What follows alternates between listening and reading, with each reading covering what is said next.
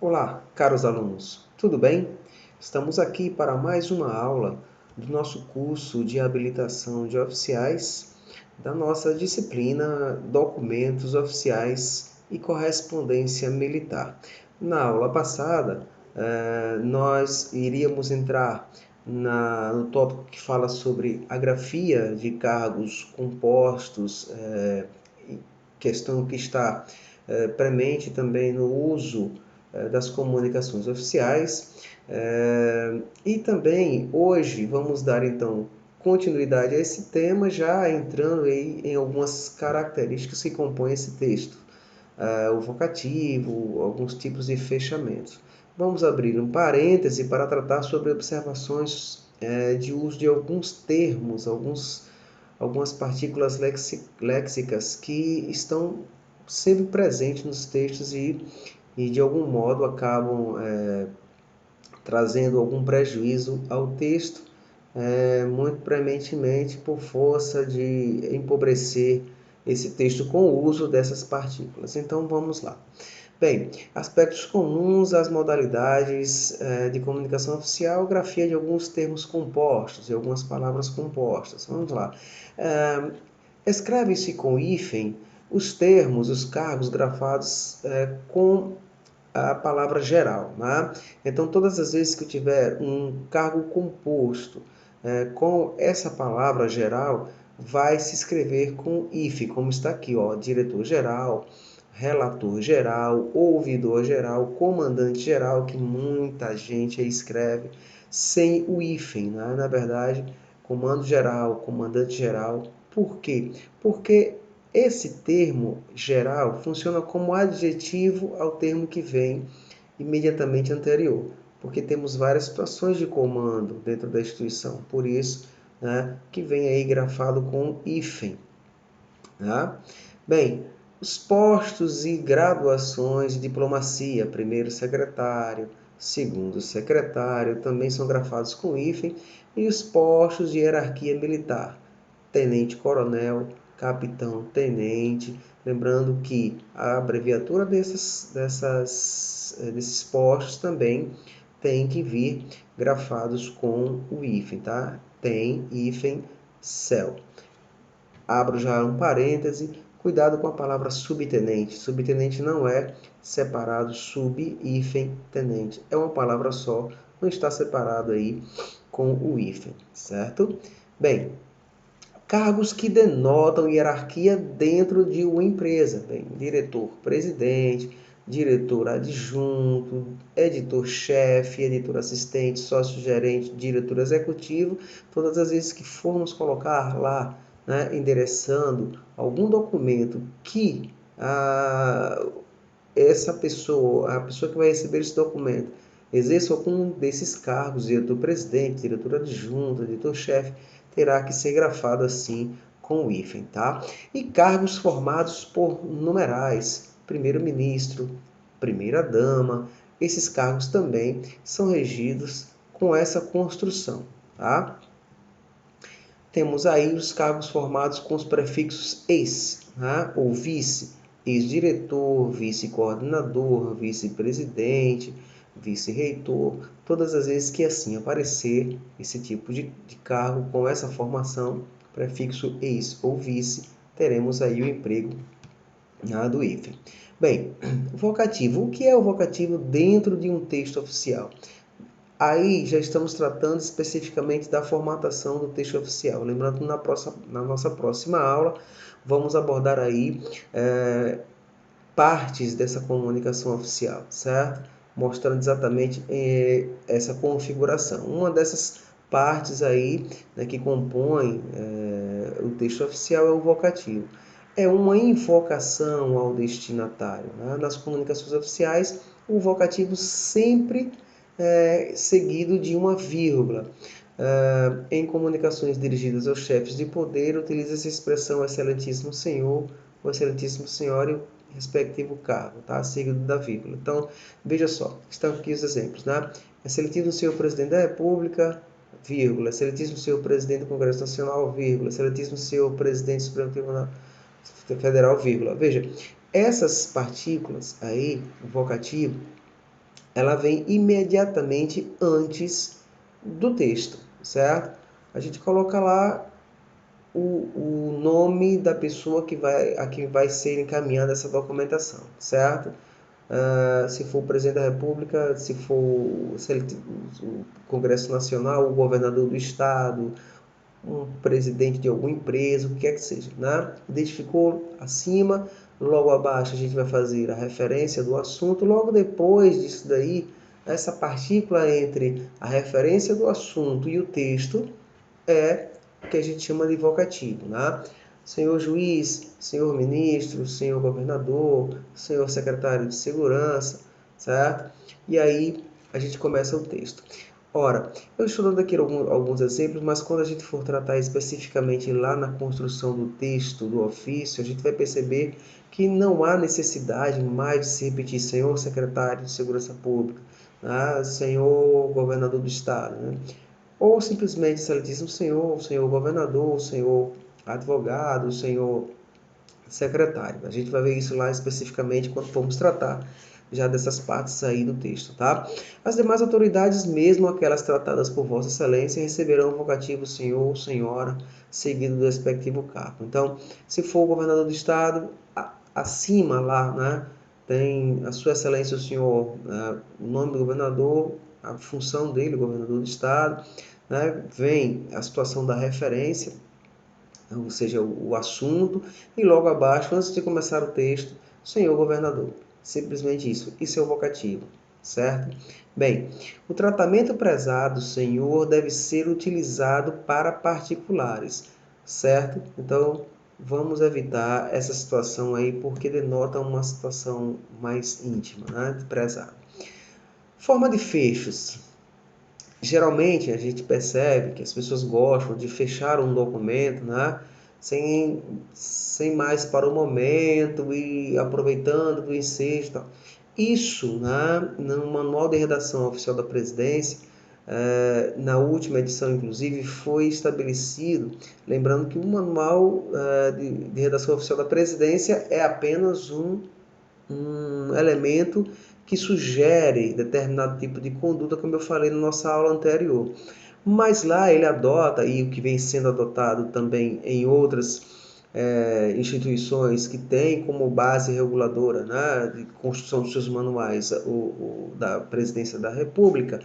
Bem, nesse manual de redação oficial, ele estabeleceu que os fechos são agora dimensionados em duas palavrinhas, tá? Ou respeitosamente ou atenciosamente, segundo as relações de subordinação de cada entidade. Então vamos lá. Para autoridades superiores, inclusive o presidente da República, respeitosamente. Para autoridades de mesma hierarquia ou hierarquia inferior e demais casos, atenciosamente. Então, não há necessidade de colocar toda aquela pompa no final do documento. Bem, a não ser que aí se veja necessário tratar mais algum tema dentro do último parágrafo e já aproveitando nessa situação, já se despede, tudo bem, não há problema, mas não vai repetir nem respeitosamente, nem atenciosamente se a gente já fez isso, né? Sem mais para o momento, aproveito o ensejo para colocarmos à disposição ao que seja possível a esta corporação. Ponto. Acabou. Não precisa mais respeitosamente nem atenciosamente. Mas se eu não quiser colocar esse tipo de término de documento que eu falei agora, vamos colocar simplesmente respeitosamente, atenciosamente e acabou. Não há mais a necessidade de ficar repetindo todas essas terminologias, né?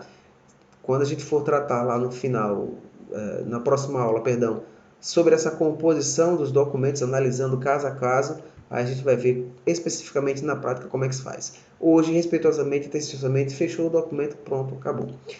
A identificação do signatário vem logo depois, né, do respeitosamente ou atenciosamente, segundo o caso. Então, se for para autoridades superiores, respeitosamente; se for autoridades de mesma hierarquia ou hierarquia inferior, atenciosamente. Bem, observação sobre o uso de alguns léxicos muito comuns em textos oficiais no universo das polícias militares, inclusive. Então vamos lá. Cuidado, viu? Blitz policial. Blitz é uma palavra alemã que significa guerra relâmpago, né? E aí a gente acabou aí trazendo para a língua portuguesa, portuguesando a palavra blitz, né? Significa incursão de guerra, também uma batida policial, né? Como se trata de uma palavra alemã, o plural de blitz é blitz, tá? Aqui com E, como estou mostrando aqui com a setazinha, ó, blitz, certo? Pode ser substituída por diligência policial, ofensiva policial, eu prefiro, inclusive porque diligência policial está mais agregada ao nosso vocabulário, certo? Então eu prefiro, não gosto muito de trabalhar com neologismos, mas é só uma sugestão. Se for utilizar blitz, cuidado com o plural, tá? Blitz, certo? Bem, à medida que, cuidado, à medida que indica a proporção em que ocorre o que se declara na outra oração, ou seja, ela une orações. Então não se deve escrever a medida em que. Cuidado, certo? Não existe a medida em que, sim a medida que, tá? A nível de. Cuidado, evite usar essa expressão, substitua pelo contexto do que se quer dizer. Ó, as operações policiais devem ser tratadas a nível profissional, certo? As operações devem ser tratadas profissionalmente, certo? Mas cuidado, não a nível, né, de, certo? Esse a nível de é um termo em desuso, certo? Por favor, não usem mais. Mesmo, cuidado, jamais deve ser usado como pronome pessoal, gente. Eu já falei na sala de aula, né? A gente tem o costume de colocar no texto, né, o mesmo, e até na nossa linguagem oral, o mesmo, a mesma. Só que a gente costuma fazer essa referência, né, quando vai lidar ou fazer referência à pessoa, né? Então, substituindo como se fosse o pronome pessoal, tá? Cuidado, né? Então não vamos utilizar mesmo como pronome pessoal em lugar de ele ou ela, né? Falei com ele, não vamos dizer falei com o mesmo, certo? Falei com ele, com ela. Eu não posso fazer esse uso, tá? Aí eu trouxe para vocês um tipo de oração que está sempre à porta do elevador. Como exemplo, serve categoricamente, tá? Antes de entrar no elevador, certo? Verifique se o mesmo encontra-se parado neste andar. O mesmo quem, né? Então, o correto deveria verificar se ele está, né? Porque o mesmo não está identificando o que é, certo? Então, antes de entrar no elevador, verifique se ele está parado neste andar. É mais direto, é mais preciso. Por que a gente evita colocar o mesmo ou a mesma? Se houver mais de um referencial masculino ou feminino na mesma oração, não vamos nos ater sobre a que referência está se fazendo nesse contexto. Então, cuidado na hora de trabalhar com o mesmo ou a mesma dentro dos textos. A gente acaba lendo em um e outro parágrafo e acaba ficando perdido no sentido de identificar a quem está se referindo a palavra mesmo. Bastante e bastantes. Há um problema, muitas vezes, na hora de se colocar o número, né, o plural dessa palavra. Bastante pode funcionar como advérbio, e nesse caso é invariável, né, no sentido de advérbio. Então, bebemos bastante, né, comemos bastante, gastamos bastante, aí nesse caso ele não vai para o plural. No entanto, se a gente for utilizar como adjetivo, ele vai concordar com o substantivo a que se refere, tá? E aí vai ser bastante interessante, já trazendo bastante aí como exemplo, se você trocar bastante, nesse caso, em função do adjetivo, por muito. Então, se você diz assim, olha, eu tenho bastante dinheiro, eu tenho muito dinheiro. Se dinheiro, no caso aqui, vai concordar com muito, então não vai fazer alteração na palavra bastante. Mas veja aqui, ó, tenho bastante dinheiro, tenho bastantes amigos. Se eu for substituir bastante aqui por muitos, né? Então veja, tenho muitos amigos. Então por isso que eu observo aqui a variação de número de bastantes. Porque se eu fosse substituir por muitos, muitos também estaria aí em número plural, certo? Bastantes e muitos. Então, cuidado. Se você tiver dúvida em relação a utilizar o bastante no singular ou bastantes no plural, é só você substituir por muito, tá certo? E aí você pode perguntar, mas tenente, lá acima, na função de advérbio. Bebemos bastante, bebemos muito. Vai caber, ó, comemos bastante, comemos muito, do mesmo jeito, gastamos muito, tá certo? Do mesmo jeito, certo? Então, você trocou bastante por muito, tá? Se muito for para o plural, bastante também irá para o plural. Tem aqui, ó, tenho bastantes problemas, porque eu tenho muitos problemas. Eles estão bastante cansados, porque eles estão muito cansados, certo? Não vamos errar mais. De modo que, não existe essa expressão de modo que, gente, tá? Também, desculpa, não existe essa expressão no plural de modos que, tá? Só existe de modo que. Então não vá substituir de modo que por de modos que, de maneiras que, de formas que. Deve-se usar sempre singular, de modo que. Então, ó, de modo que, de maneira que, de forma que são locuções conjuntivas. Como é uma locução conjuntiva, ela não vai ser pluralizada, certo? Equivale assim a uma conjunção, é uma palavra invariável, um conjunto de palavras que vai significar uma única coisa. Então não se deve usar de modo a, de forma a, de modos que, de maneiras que, sempre de modo que. Cuidado, tá? De modo que. Não existe a pluralização, certo? Dessa partícula, certo? Ok, gente? Então vamos lá. Em face de, a expressão em face de significa na presença de, diante de, perante. Então assim ela vai assumir também o significado de na presença ou na vista de, em frente, por diante, tá? Perante. Então não use em face ao, certo? Essa expressão não existe. Em face ao apelo não, em face do apelo, tá? Cuidado, em face de, eu tenho todas essas variações aqui, ó, na presença de, diante de, na presença ou na vista de, se você quiser utilizar e substituir por em face de. Agora, não vá substituir em face de por em facial. Em facial não existe, ok? Entre mim e ti, aí é uma coisa bastante interessante, né? Muitas vezes a gente confunde essas utilizações entre mim e ela, né? Não existe isso, certo? É entre mim e ti. Não se deve falar nem escrever entre eu e você, certo? Pela norma gramatical, o correto é entre mim e você, né? Ou entre mim e ti, certo? Também são corretas as expressões entre mim e ti, como eu já falei lá em cima, né? E entre ela e mim, certo? Tá? Olha, o suspeito sentou-se entre o policial e mim. Cuidado, certo?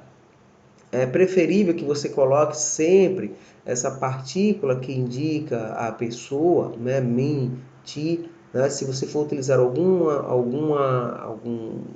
vocábulo, algum léxico diferente do pronome, certo? Antes, por exemplo, é muito menos interessante você dizer assim, o suspeito sentou-se entre mim e o policial, né?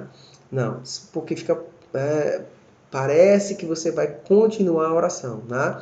Mas se você diz assim, o suspeito sentou-se entre o policial e mim, a ideia acaba aí, né? Houve um acordo entre mim e os réus, tá? Corretíssimo, né? Mas se eu fosse falar também houve um acordo entre os réus e mim, estaria errado? Também não, tá? Mas cuidado, certo? Nunca entre mim e você, entre mim e você é a forma correta, mas não vai utilizar entre eu e você, tá? Não se deve falar dessa forma, entre eu e você. Mas por que, Tenente, a gente não fala dessa forma? Veja, é interessante que a gente tenha como premência que os pronomes sujeitos, eu, né, tu, ele, ela, nós, vós, ele, ela, né, devem ser regidos, devem ser utilizados sempre quando forem categorizar sujeitos, certo? E se eu for colocar mais de um sujeito, né? Eu posso dizer, eu e ela saímos ontem. Perfeito, porque você está colocando todas as categorias desse pronome juntas, certo? E você não faz parte dos pronomes sujeitos? Não. Né? Os pronomes sujeitos são eu, tu, ele, ela, nós, vós, eles e elas. Tá? Você já compõe, né, uma outra classe gramatical. Ok? Então, entre eu e você, cuidado, não se deve falar. Sim, entre mim e você, entre mim e ti. Ok? Cuidado com alguns modismos, né, e algumas expressões. Né? Ele é meu amigo pessoal. Ora, né, não existe amigo impessoal, certo? Ele é meu amigo. Né? Deveria ser somente isso. Ele é meu amigo. Né? O documento não foi feito em tempo hábil. Não existe tempo inábil. Né? O documento não foi feito em tempo. Né? O espaço físico, o espaço de tempo. Olha, não existe um espaço, outro tipo se formos nos referir sempre que direcionarmos algo e temos que categorizar, vamos categorizar o espaço químico, né? Então, assim, o espaço, simplesmente, né? O tempo, certo? A vida útil, né? É estranho a gente pensar que a gente vai falar de algo que tenha vida quando não serve mais alguma coisa, para alguma coisa, né? O veículo possui vida útil de tantos anos, né? E aí depois, né? Qual será a vida dele, né? Certo? Então, prefiro utilizar a palavra durabilidade, né? Cuidado com esses modismos, né? Essa coisa que a gente acaba escutando e acaba fazendo repetições em textos e aí acabamos utilizando, perdendo, né, espaço no texto por força dessa repetição de palavras. Cuidado, consumidor final. É estranho a gente pensar que existe um consumidor no início, um consumidor no meio do processo e um consumidor no final do processo. Sendo que todo produto ele é fabricado, né, para um consumidor lá no final dessa etapa. Então, a palavra consumidor final, a construção, perdão, consumidor final, né, denota aí um exagero, né, nessa expressão. A grande maioria, a maioria esmagadora, a grande minoria também é desprezível. Né? Se a maioria já é a grande parte. Né? Se eu já falo a maioria, não há necessidade de falar esmagadora, porque eu já estou tratando que é a maioria. Né? E olha que a grande minoria fica uma situação meio que desconexa. Então, cuidado, né? A maioria ou a minoria somente, certo? Ganho ou ganhado, né? Pego ou pegado, né? Impresso ou imprimido, né? Pago ou pagado. Qual seria, né, a expressão mais correta? Né? Há uma regra para isso? Né? Pior que existe uma regra para isso e a gente fala de maneira desconcertada, não observamos. Existe uma regra muito simples para isso, gente. Ó, o uso de alguns verbos que tem como auxiliares, né? Desculpa aqui apareceu um erro de digitação, né? O uso de alguns verbos que levam auxiliares ter e haver exige um particípio regular. O que é o particípio, tenente? Aquelas palavras que terminam com ado e ido, e geralmente, né, são verbos que terminam com ado e com ido, e que geralmente fazem remissão a algo que já ocorreu. Né? E para que eles sejam utilizados, eles precisam de um verbo auxiliar. Esse verbo auxiliar é ter ou haver. Né? Eu tinha acendido, eu tinha imprimido, eu tinha pagado a conta. Esses particípios, né, que a gente fala de regular são aqueles particípios que terminam com essa terminação aqui, ó, ado, ido, né? Ado, certo? Então, todas as vezes que eu for utilizar o particípio, certo? E esse particípio tem como auxiliar o verbo ter ou haver, certo? Todas as vezes que eu for utilizar, eu vou utilizar como particípio regular. Por quê? Porque a gente tem alguns verbos que tem dois particípios. O particípio regular, que é esse aqui, ó, ado, ido, e o particípio irregular, certo, cara? Matado, morto, acendido, aceso, né? Imprimido, impresso, né? Prendido, preso, pagado, pago. Então, o indivíduo foi morto a tiros. Perfeito. Tá? Veja que eu não tenho o verbo ter ou haver, né? Eu tenho ser ou estar. Tá? E aqui no passado, né? No pretérito, o indivíduo foi morto, o fogão foi aceso, né? O fogão estava aceso, né? Não é foi acendido. O documento foi impresso, né? Mas ele tinha imprimido o documento, mas ele foi impresso, né? O homem foi preso, né? Estava preso, tá? Mas, né, ele havia prendido, o policial havia prendido o homem, né? A conta foi paga, né? Foi paga, certo? Mas ele já tinha pagado ou havia pagado a conta. Então, cuidado, é simplesmente você observar todas as vezes que vai utilizar na forma escrita, na oral, né? Esses verbos que exigem um outro auxiliar, né? O ter e haver. Então, todas as vezes que eu vou utilizar essa construção verbal com o particípio, esse particípio vai ser regular se eu tiver como auxiliar esse ter e haver. Se for o verbo ser, verbo estar com, né, o particípio regular, vai deixar de ocorrer. Cuidado que eu percebi também aqui que tem um outro erro de digitação. Desculpa, tá, gente? Ó, é ser ou estar, não está. Está é terceira pessoa do presente do indicativo do verbo estar. Eu estou, tu estás, ele está, com acento como estar aí, né? Mas o verbo ser ou estar, tá certo? Flexionado aí nos seus pretéritos, tá certo? Cuidado, alguns verbos possuem apenas um particípio, né? Que é o caso de fazer, feito, não vai dizer, por favor, fazido, não existe fazido, tá? Dizer só existe o particípio irregular, dito, não vá falar nem escrever dizido, por favor, não existe dizido, certo? Tá errado. Escrever, não existe escrevido, por favor, só existe escrito. Esses verbos aí, fazer, dizer, escrever e ver, só temos um particípio que é o irregular, que é visto. Esses verbos não vão possuir o particípio terminado com ado nem com ido, como está aqui em cima, certo?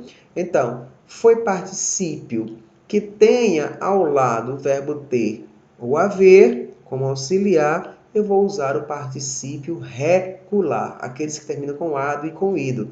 Se for o verbo ser ou estar, vai ser o particípio irregular, tá? Evite o gerundismo, gente, tá? Que é o uso excessivo do gerúndio. Tá? O gerúndio geralmente é utilizado, geralmente não. O gerúndio só é utilizado para ações que estão acontecendo ou no passado, né? Ou no presente, estão acontecendo, né? No passado, como assim, intendente? Né? Eu estava falando ao telefone quando chegou minha irmã. Ó, a ação estava acontecendo no passado. Estava falando. Né? O que é que você está fazendo agora? Estou falando ao telefone. Certo? Estou falando ao telefone. A coisa está acontecendo, ou no pretérito ou no presente, certo? Mas não vá fazer ou construir as situações com o gerúndio como a gente vai ver aqui agora, né? Vou estar mandando, vou estar providenciando, vou estar esperando. Por quê? Porque a situação ainda vai acontecer. E lembre-se que eu disse agora, o gerúndio apenas sinaliza uma ação que está acontecendo ou no passado, você já sabe que aconteceu, certo? Ou no presente e você sabe, está acontecendo. Você não tem como prever que isso vai acontecer no futuro. Por isso que não é cabível essa construção. Vou estar mandando, vou estar providenciando, né? Certo? Então, vou estar mandando, prefira, vou mandar ou mandarei, que é a forma mais correta. Vou estar providenciando, prefira, vou providenciar ou providenciarei. Mais correto, mais bonito, né? Vou estar esperando, esperarei, vou esperar. Olha que coisa, né? Um apartamento tendo 4 quartos, né? Um apartamento tendo, né? Se você for entrar na oração mesmo, né? Dissecar a oração, vai perceber que há uma coisa estranha aí, né? Nós utilizamos o verbo ter e haver de forma bastante confusa, né? Tem uma rua nesse bairro que é muito estranho. Não há uma rua, há uma farmácia nesse bairro, não tem uma farmácia, certo? Nós utilizamos dessa forma meio desconexa. Se você for observar, fica meio sem sentido, né? E um apartamento tendo 4 quartos, não. Um apartamento com 4 quartos, certo? Um apartamento, uma casa com 4 quartos, certo? Um copo contendo vinhos, não, um copo com vinho, um copo de vinho, né? Vi uma criança jogando, né? Jogando, né? Nós falamos de uma criança jogando futebol, né? A ideia, né, que a gente tem é que essa ação do verbo jogar, jogando, ela ainda vai acontecer, tá certo? Por mais que eu tenha aí o verbo no pretérito, né? O correto é vi uma criança a jogar, né, futebol. É mais bonito, certo? Né? Se eu percebo uma continuidade de ação, tudo bem, né? Você pode colocar como está aí, vi uma criança jogando futebol, tá? Por quê? Porque há uma continuidade de ação. Vi, certo? Uma criança jogando futebol. É igual aquele exemplo que eu falei antes, né? Eu estava falando ao telefone, e aí vem a continuidade da ação, ó.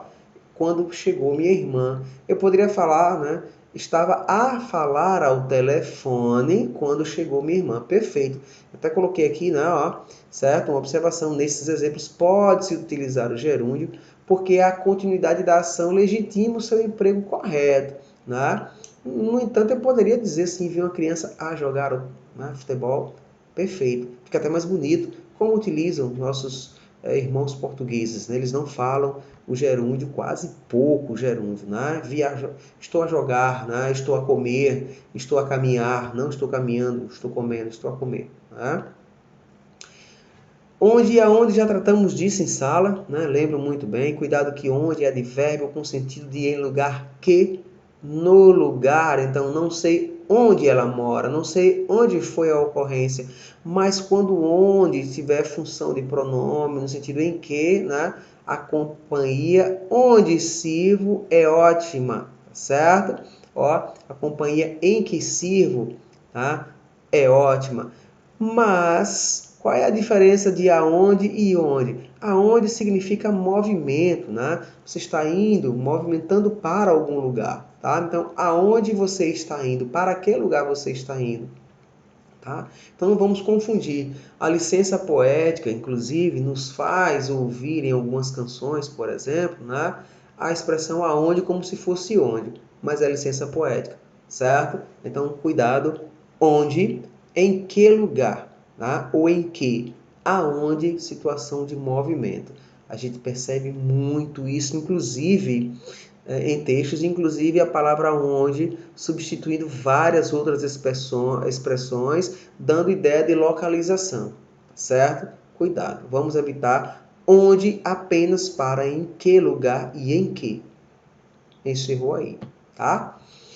O uso de palavras inúteis e redundantes, isso aí, né, acaba enchendo o texto e aí colocando em xeque aquelas características do texto limpo, do texto preciso, do texto enxuto, que deve ser regido nas comunicações de textos oficiais. Então, deve-se evitar não só a redundância, mas também o emprego de palavras dispensáveis. Como assim, tenente? Veja só, no mês de fevereiro, por que não simplesmente em fevereiro?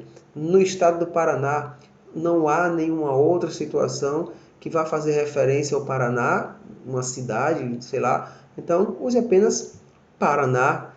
Há 5 meses atrás, ora, né, isso é redundante. Você já coloca aqui a expressão a, né, do verbo haver, como está aqui, então já denota que o tempo passou. Então, há 5 meses, né, encarar de frente não existe uma outra forma de se encarar que não seja de frente. Encarar de frente significa olhar, né? Olhar, e a gente só olha frente, né? De frente, né? Receber das mãos, né? Use a expressão receber do fulano de tal, receber de fulano de tal. Então, receber do prefeito, receber do governador, receber do comandante da companhia, receber do comando geral, tá? Mas não das mãos. Até porque, muitas vezes, a gente comete essa situação distorcida. Nós estamos mandando um texto escrito, e estamos falando em receber das mãos. É meio estranho. Tá? Uso de palavras inúteis ainda redundantes, continuando conviver junto. Só se convive junto. Né? Então aí já se encerra uma ideia. Conviver já encerra essa ideia. Criar novos empregos, a própria expressão criar também já indica algo novo. O governo vai criar empregos, certo? O técnico repetirá o mesmo time se ele já vai colocar, né? Repetir não precisa porque mesmo já acaba sendo redundante. Então o técnico repetirá o time, tá? Cuidado para não ficar redundante, o texto redundante acaba ficando pobre. Não há outra alternativa. Bem, a alternativa já é outra, então para que colocar a palavra outra aí? Tá? Não há alternativa. E sendo que, gente, não existe a expressão sendo que. Né? Ele tem 2 filhos, sendo que um é policial. Né? Sendo que não existe. Prefiro, então, ele tem 2 filhos. Um deles é policial. Né? Apague, né, da memória a expressão sendo que. Ela não existe. Muito utilizada na comunicação oral. E essa situação da premência do uso oral acaba caindo no texto escrito. Cuidado, tá? Uma curiosidade, né? Já estamos terminando a nossa explicação de hoje, bastante rápida, bastante enxuta, né? Para diminuir um pouco, nossa aula passada foi um pouco demorada. Né? A gramática, né? As gramáticas trazem os femininos para alguns postos e graduações. Estou trazendo isso porque isso faz premência ao uso nos textos nossos aqui, internos, né? Na corporação. Então, veja, nós temos a expressão soldado e soldada, né?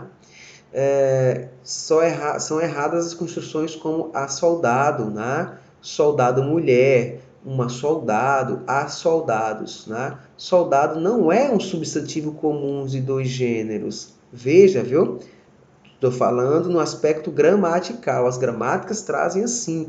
Soldado não é substantivo comum de 2 gêneros. Então, deveria ser, se fosse de 2 gêneros, a soldado ou soldado. Perfeito? Certo? Mas a gramática traz o feminino de soldado, que é soldada. Traz, assim como traz a sargenta, né? A capitã, ou o correto, mais utilizado, que seria a capitoa, né? A tenenta, a coronela, a generala. É estranho até para nós escutarmos isso, né? A sargenta, né? A capitoa, a tenenta, né? A coronela, certo? Até estranho, mas existe. Existe de forma cabal, certo? No entanto, se forem perguntar, tenente, internamente a gente vai utilizar isso? Ora, já coloquei em documentos, né, feitos na corporação, mas encaminhado para instituições, documentos encaminhados para instituições externas, privadas, certo? Instituições jurídicas, tribunais, assim, já coloquei, tá? A soldada. Por quê? Porque não está no âmbito interno. Mas veja, dentro das instituições militares, há de se observar o seguinte: devemos esclarecer que existe na língua portuguesa essas formas, né, do feminino, como eu já falei, soldada, sargenta, coronela, capitã, generala. No entanto, né, por força do tradicionalismo, gente, né, lembre-se que há muito e muito tempo, né, as corporações militares não aceitavam, né, o corpo feminino nas suas instituições. E aí não se pensava nessa perspectiva, né, do uso para o feminino, certo? Que é uma situação que já se acabou há muito tempo. Né? Se vocês me perguntarem como opinião, aí eu vou dar a minha opinião. Tá? Eu acho que as instituições militares deveriam sim já adotar essa perspectiva de como está regida a gramática. Até uma situação meio estranha. Nós estamos tratando aqui de como construir um bom texto, né, dentro das regras gramaticais e tudo mais, mas veja, as Forças Armadas resolveram não adotar, preferem empregar o nome do posto tanto para homens como para mulheres, né, da forma que a gente conhece, né? O soldado fulana, né? Ou a soldado fulana, certo? Então, assim, não há essa situação de se levar para o gênero feminino, né, no universo das Forças Armadas. E como nós, né, polícias militares, somos, né, utilizamos todo esse contexto das Forças Armadas, né, somos forças auxiliares, e aí a gente tem essas situações de utilizarmos, né, essas características advindas das Forças Armadas, acabamos por utilizar. Então, veja, né, está aí no texto, né, vou repetir, as Forças Armadas resolveram não adotá-las, preferindo empregar o nome do posto, tanto para os homens quanto para as mulheres, né? E aí coloquei um adendo. Realmente ficaria estranho, né? A tenenta, a capitoa e outros que nem feminino tem, porque tem que se chamar a atenção disso, né?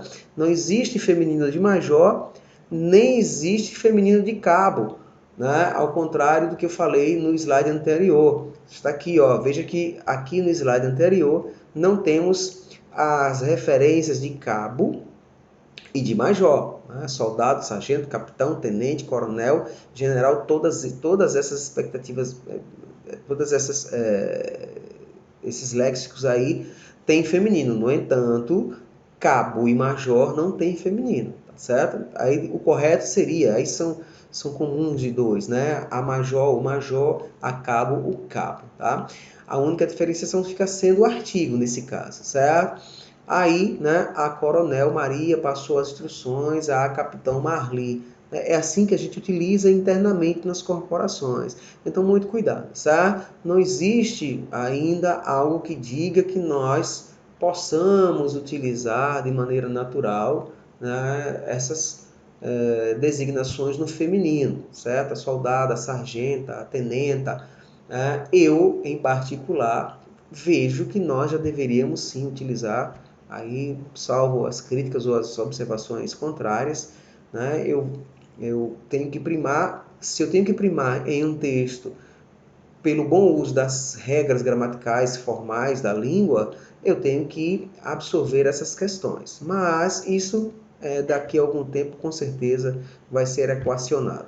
Certo, gente? Bem, ficamos por aqui. Nosso tema seguinte, né, será correspondência oficial, né, ofícios, partes, requerimentos, memorandos, relatórios dentro da nossa corporação, do Universo Polícia Militar de Sergipe.